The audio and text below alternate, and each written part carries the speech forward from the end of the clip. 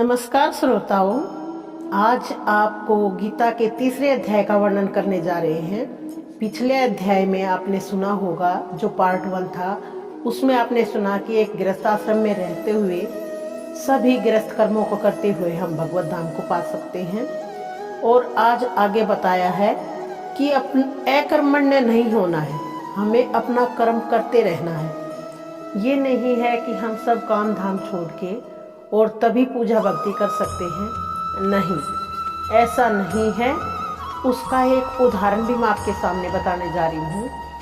जैसे एक पत्थर को पानी में डुबोगे और आप निकालोगे तो वो सूख जाएगा, लेकिन अगर उसी पत्थर पे आप एक ऐसी जगह पानी का कोई व्यवस्था कर दें कि वो एक एक बूंद करके अगर उस पत्थर पर गिरता रहे तो वो निश्चय ही वहाँ निशान बना देगा, निश्चय ही वहाँ एक निशान बन जाएगा। यही हमारी साधना है। अगर हम नियत करके नियत स्थान पर अगर हम अपने भगवत प्राप्ति के लिए ध्यान करते हैं तो निश्चय ही इसका बहुत महत्वपूर्ण फल होगा। क्योंकि शरीर के दो पार्टे हैं, एक शरीर है और एक मन है। ये चक्की के पार्टों की तरह है। जैसे चक्की के दो पार्ट होते हैं और उनमें जैसे ही हम गेहूं डालते हैं तो उसमें एक पार्ट निश्चित स्थान पर खड़ा रहता है और दूसरा पार्ट घूम घूम के उस अनाज को पीस देता है और आटा बाहर आता है। ऐसे ही दो चक्की के पार्टों की तरह है हमारा शरीर है। एक पार्ट मन है और एक पार्ट शरीर है। अगर हम अपने मन रूपी पार्ट को स्थिर रख के हम अपने शरीर रूपी पार्ट से अगर अपनी दैनिक क्रिया या भौतिक क्रियाएं करते हैं तो निश्चय ही इस भक्ति का बहुत ही महत्वपूर्ण फल होगा। हम निश्चय ही भगवत धाम को पा लेंगे।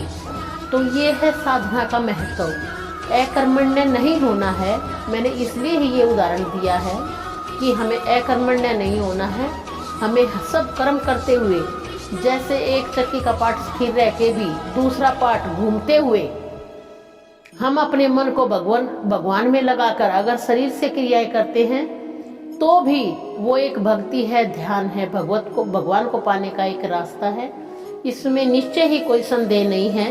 ये गीता में लिखा हुआ है। भगवान विष्णु की प्रसन्नता के लिए कर्म करना चाहिए। हमें ये मानना चाहिए कि हम जो कर्म कर रहे हैं उससे भगवान प्रसन्न होते हैं और करना भी ऐसा ही कर्म चाहिए। इस जगत में किया जाने वाला अन्य कोई कर्म बंधन का कारण नहीं होता, क्योंकि अच्छे तथा बुरे कर्मों के फल होते हैं और कोई भी फल कर्म करने वाले को बांध लेता है। जो हम कर्म करते हैं, दैनिक क्रियाएं करते हैं, उनका निश्चय ही कोई फल होता है। जैसे हम दूध को अगर मसते हैं तो उसमें से घी निकलता है। आटे को गूंद करके उससे रोटी बनाते हैं तो उससे हमारा भोजन तैयार होता है। इसी प्रकार अगर हम कोई भी कर्म करते हैं तो उसका फल निश्चित होता है। लेकिन अगर वही कर्म हम भगवान को समर्पित करके करते हैं कि हे प्रभु, ये हम सुबह उठते ही हमें ये निश्चय कर लेना चाहिए कि आज का दिन जो हम करने जा रहे हैं वो सिर्फ और सिर्फ आपकी ही प्रेरणा से हो। मैं अपने अच्छे मार्ग को, अपने सदमार्ग को सोचने में असमर्थ हूँ, तो हे प्रभु मेरा मार्गदर्शन कीजिए। मैं अपना भला नहीं सोच सकती क्योंकि मेरी बुद्धि का विस्तार इतना नहीं है।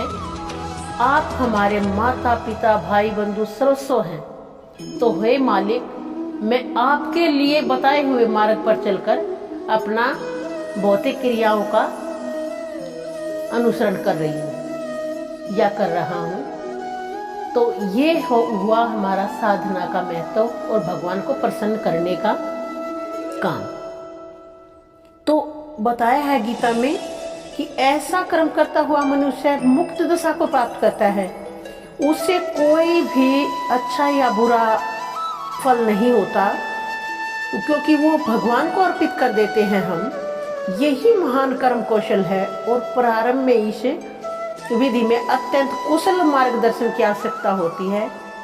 देखिए श्रोताओं, जब भी हमें किसी गूढ़ मार्ग पे या किसी कठिन मार्ग या किसी विदेश यात्रा या कहीं भी हमें जाना होता है तो हम किसी अज्ञानी व्यक्ति के साथ उसे का साथ लेकर के आगे नहीं बढ़ सकते हैं।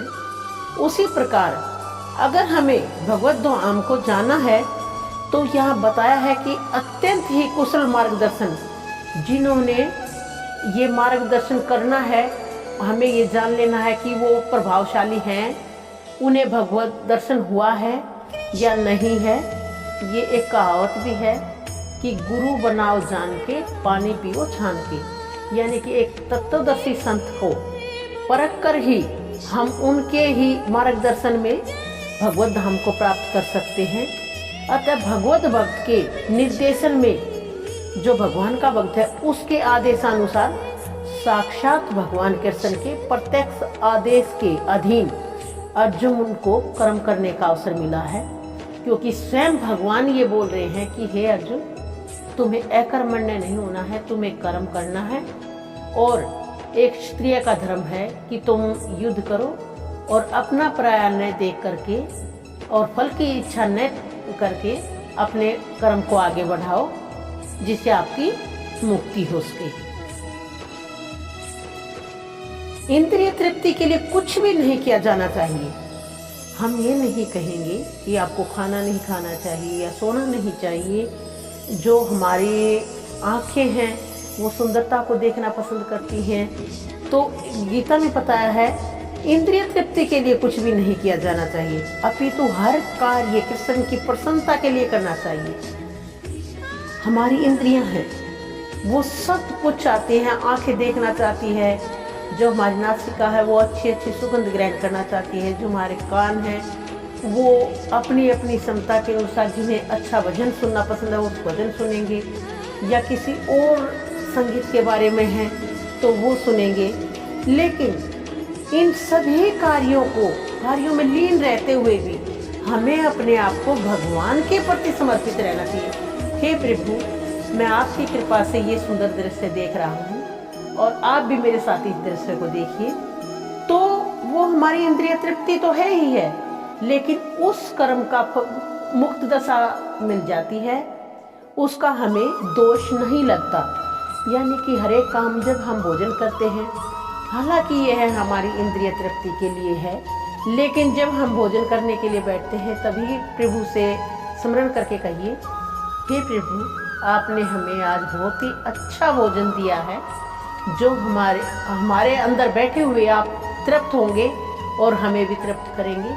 आपका बहुत ही धन्यवाद। तो इस तरीके से किया हुआ कार्य किसी भी दोष को उत्पन्न नहीं करने वाला, बल्कि दशा मुक्त होता है, दोषों से मुक्त हो जाता है, उसे हम दशा मुक्त भी कहते हैं।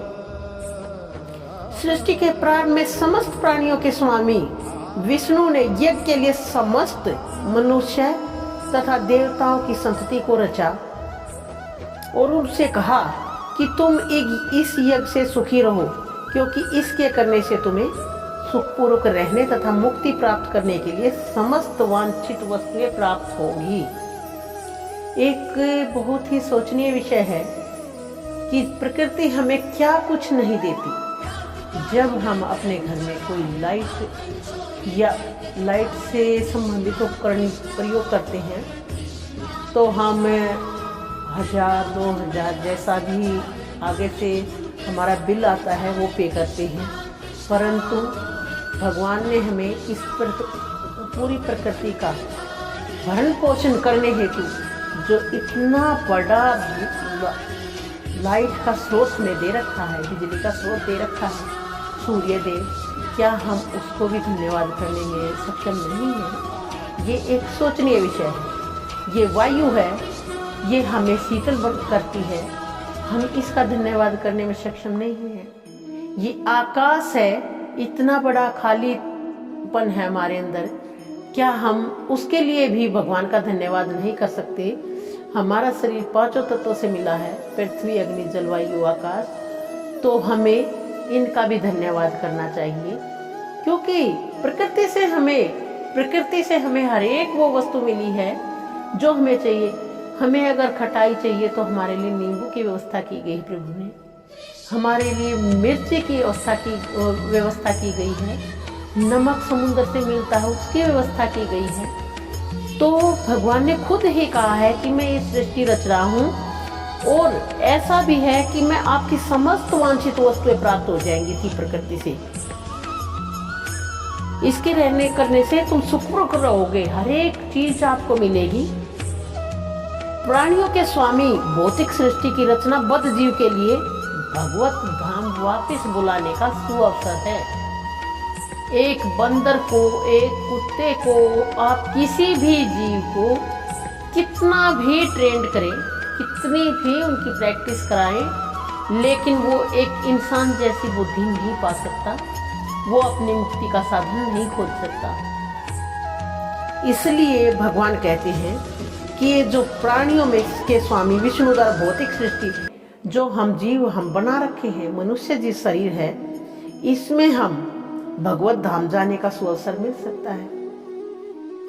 क्योंकि हम में बुद्धि और मन की क्षमता ऐसी है कि हम अपनी मन को रोक करके बुद्धि के द्वारा मंथन कर सकते हैं, चिंतन कर सकते हैं, भगवान का ध्यान कर सकते हैं और अपने आगे के मार्ग को खोल सकते हैं, भगवत धाम के मार्ग को खोल कर सकते हैं। उन्होंने श्री भगवान विष्णु और कृष्ण के साथ अपने संबंध को बुला दिया है। जो मनुष्य यहाँ भेजे गए थे, भगवान विष्णु के द्वारा भेजी गए थे, जो प्रकृति बनाई गई थी, कारण यही है कि उन्होंने हमारे बनाने वाले को ही बुला दिया है। जैसे आज की दुनिया में हो रखा है, कोई भी मेरे ख्याल से तो गरीब जो मजदूर हैं उनके माँ बाप अनाथालय या वृद्धाश्रम में नहीं मिलेंगे, उन्हीं के मिलेंगे जो बहुत बड़ी बड़ी पोस्टों पे हैं या जिनके पास सारी सुख सुविधाएं हैं। वो अपने माता पिता को बुला देते हैं क्योंकि वो माया के चक्कर में फंस जाते हैं। माया भगवान विष्णु की ही बनाई हुई है, लेकिन वो प्यार उनसे करता है जो उसकी बनाई हुई माया को छोड़ करके और उनके पास आता है। जैसे एक पिता पूरा जीवन भर पूरी मेहनत के साथ अपने बच्चे को पालता है, और जब बच्चा कमाने में सक्षम होता है तो वो अपने पिता को भूल जाता है, तो उस पिता को कैसा लगेगा। ऐसा ही भगवान है, वो कहते हैं कि मैंने तुम्हारे लिए सृष्टि बनाई है, आप सृष्टि में प्रवेश करो, हर चीज का आनंद लो, पृथ्वी अग्नि जलवायु आकाश हालांकि तुम्हारे अंदर भी है, यथा पिंडे तथा ब्रह्मांडे। जो हमारे शरीर के अंदर है वही बाहर है, यही विस्तारा बाहर है जो हमारे शरीर के अंदर है। सभी धातुएं हमारे शरीर के अंदर है। तो हमें अपने उस परम पिता को नहीं भूलना चाहिए। यही भगवत धाम वापस जाने का सुअवसर है।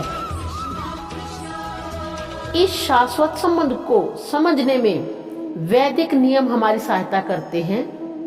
जो हमारी मदद करता है उसको भी सुन लीजिए कि हमारे मुक्ति होने में सहायता कौन करता है। जैसा कि भगवद गीता में कहा गया है, भगवान का कथन है कि वेदों का उद्देश्य सिर्फ और सिर्फ मुझे समझना है। वैदिक स्तुतियों में कहा गया है कि जीवों के स्वामी श्री भगवान विष्णु हैं, और सुखदेव गोस्वामी ने भगवान को अनेकों रूपों में पति कहा गया है। जैसे किसी के पास करोड़ों रुपए की दौलत है तो उसे करोड़पति कहा गया है, जिसके पास लाखों की दौलत है उसे लखपति कहा गया है। ऐसे ही हमारे भगवान सुखदेव ने भी भगवान विष्णु को पति की संज्ञा दी गई है, प्रजापति भी बोला गया है, जो प्रजा का पालन पोषण करने वाले हैं और समस्त प्राणियों के तथा समस्त लोगों के सुंदरता के स्वामी भी हैं, और वे समस्त प्राणियों के समस्त लोगों के सुंदरता के भी स्वामी हैं, और हर एक के त्राता हैं। हर एक व्यक्ति के, हर एक मनुष्य के त्राता हैं, तारने वाले हैं। इसलिए रचा गया है कि बद्ध जीव यह सीख सके। भौतिक जगत तो इसलिए रचा गया है भगवान ने कि जो हम बंधन में बंधे हुए हैं, वे सीख सकें कि विष्णु को प्रसन्न करने के लिए किस प्रकार यज्ञ करें और इस जगत में चिंता रहित होकर सुखपूर्वक रह सकें। भौतिक देह का अंत होने पर भगवान धाम जा सके। बद्ध जीव के लिए संपूर्ण कार्यक्रम है। यज्ञ करने से बद्ध जीव कर्म से कृष्ण भावना भावित होते हैं। देखो, यज्ञ शब्द को सुन के डरना नहीं है कि हमें यज्ञ करना है। आहुति वो तो जैसे भी सक्षम हो आप कर सकते हैं, लेकिन यज्ञ सिर्फ भगवान विष्णु को कहा जाता है। यज्ञ की संज्ञा सिर्फ भगवान विष्णु को ही दी गई है। जब हम कोई भी यज्ञ या कोई भी ऐसी पूजा संपन्न करते हैं, शुरू करते हैं, तो सबसे पहले आप पंडित को पूछना विष्णुवे वैष्णवे वैष्णवे, सबसे पहले 3 बार सब कुछ विष्णु भगवान को समर्पित करके ही पंडित प्रारंभ करता है। तो यज्ञ भगवान विष्णु ही है, साक्षात विष्णु ही है। अगर हम हमारे सामने ही किसी की मौत होते हुए देखते हैं तो क्या हम उसे बचा सकते हैं? नहीं बचा सकते, क्योंकि वो पहले नियत ने तय कर रखा है, भगवान ने तय कर रखा है। इसलिए हमारी चिंता करने से कुछ भी नहीं होता है। हमारी चिंता करने से सिर्फ हम अपने शरीर को ही कष्ट पहुंचा रहे हैं। अगर हम भगवान के समर्पण में हैं तो भगवान की इच्छा समझकर अवश्य उसे खुशी खुशी स्वीकार कीजिए। निश्चय ही आप उसको स्वीकार करते हैं तो वो आपको एक न एक दिन खुशी दिला ही देगा, क्योंकि हर एक दुख में भगवान हमें कुछ खुशी देना चाहता है। जब भी हमारे जीवन में कोई दुख आता है तो ये समझ लेना कि ये प्रभु का कोई संकेत है हमें समझाने का। उसे उसका चिंतन और मंथन कीजिए और चिंता नहीं कीजिए। चिंतन कीजिए लेकिन चिंता नहीं कीजिए, क्योंकि वो भगवान का संकेत है हमें उनके संकेत को समझाने का। जो वो हमसे कहना चाह रहे हैं उसी को समझाने का एक संकेत हमें दुख के रूप में देते हैं भगवान, और हमें उसको समझ लेना चाहिए और भगवान को धन्यवाद बोलना चाहिए कि हे प्रभु, इसमें हमारा ही कसूर है जो हमें ये सज़ा मिली है, इसमें आपका कोई दोष नहीं है। हम इसे स्वीकार करते हैं, सहर्ष स्वीकार करते हैं, और भविष्य में ऐसी गलती ना हो हमारे से, ऐसा हम मानते हैं और प्रभु आपसे मांगते हैं कि आप हमारे हर मार्ग का मार्गदर्शन कीजिए और हम अपने आपके ही दिशा निर्देश अनुसार कार्य करें। तो ये तो है समर्पण। और भगवत गीता का सारांश भी लास्ट में आप देखोगे, मैं बताऊंगी पूरी गीता पढ़ करके। इसमें से जो सारांश मेरे जीवन के साथ भी घटा हुआ है और जो आपके साथ भी घटा हुआ है, तो सारा सारांश ही यही है कि हमें सभी क्रियाएं छोड़कर अगर हम भगवान के चरणों में समर्पित हो जाते हैं कि प्रभु आप जो भी अच्छा या बुरा जो करा रहे हैं आपके आदेश अनुसार कर रहे हैं, क्योंकि हमारे में इतनी बुद्धि का विस्तार नहीं है, हम ऐसा नहीं समझ सकते कि हमारे लिए उचित क्या है। ये हमारे सद्गुरुदेव भी बताते हैं। अगर आपको मांगना नहीं आता या भगवान से हमें कुछ इच्छा पूरी नहीं करवा पानी आती, तो हमें यही बोलना चाहिए कि हे मेरे प्रभु, आप मेरे बारे में सब कुछ जानते हैं और मेरे लिए जो भी श्रेष्ठ है आप वही कीजिए, अन्यथा कुछ नहीं। आप ही मेरे सर्वस्व हो, आप ही मेरे सर्वस्व हो, आप ही मेरे सर्वस्व हो। जय श्री कृष्ण, जय विष्णु भगवान।